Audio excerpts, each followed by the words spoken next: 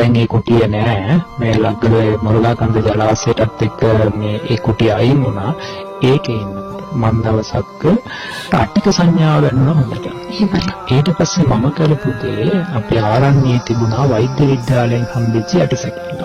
ඇත්ත එකක්. මම ඕක කොහොමයි පොලිසියට කියලා පොලිස් වාර්තාවකට අරගෙන කුටියට ගෙනාවා. හැබැයි එදා මම වැඩි මේක ගේන්න ඉස්සෙල්ලා අට්ටික සංඥාව පින්තූරයක් කරගෙන. ඒකෙන් මට හොඳට අනාත්මය ප්‍රකට වුණා. ඊට පස්සේ මට හිතුණා ඇත්තටම සැබෑ යටිසැකිල්ලක් තිබුණා නම් කොච්චර ප්‍රයෝජනවත් වෙනවද කියලා හිතලා මට මතක් වුණා හැම එකක් තියෙනවා නම්. ඒ නිසා මම ගෙනල්ලා ගල්ලේ නම් තිබුණා. ගල්ලේ ඉස්සර ඇල්ලාගෙන මම ඔක භාවනා කරන්න කියලා ඔක යොදාගත්තා. මේ දවසයි දෙකක් භාවනා කරන්න ගන්නකොට මටම තේරෙනවා මගේ හිත වෙනස් වෙනවා. මේ අට්ටික අටසකිල්ලට හිත තියාගෙන ඒ භාවනා කරන්න දෙන්නේ හිත පිටපයින්. මම හිතුවා දැන් මුලින් අපිට හිතන්න බෑනේ මේක.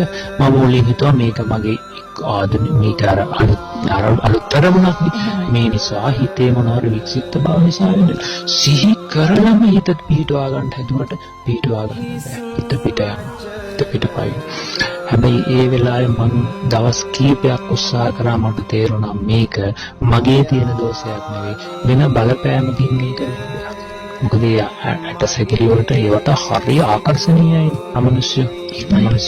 ඉතින් මෙයාලා මේක දිහා බලනකොටවත් කැමති. ඒකට උපාදාන කරගත්තා.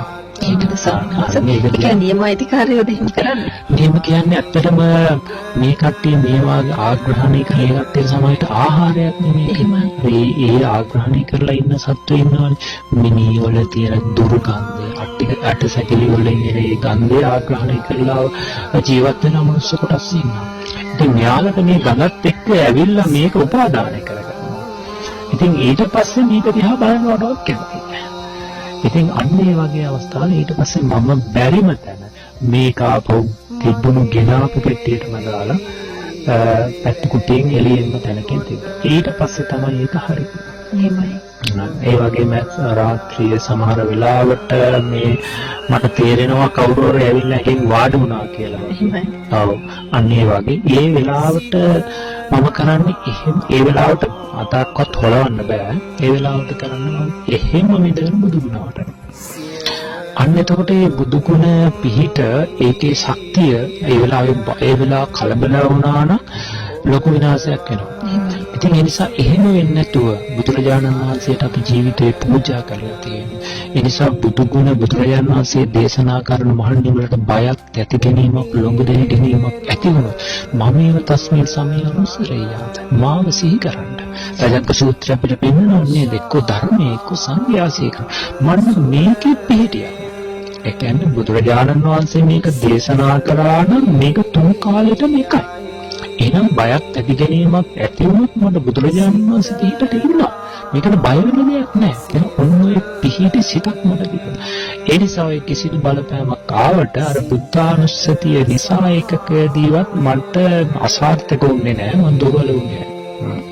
ඉතින් ඒ සුළු දෙයක් මම කිව්වේ. ඒතකොට ඒ වගේ මම මේ කතා කරේ අපි අර මේ වගේ ගමනක් යනකොට නොහිතපු විදිහේ දේවල් ප්‍රශ්න බාධක වලින් පවා ජය ගන්න මේ කියන කමට බුද්ධානුස්සතිය මෛත්‍රිය වගේ දේවල් ගොඩාක් උදව් වෙනවා.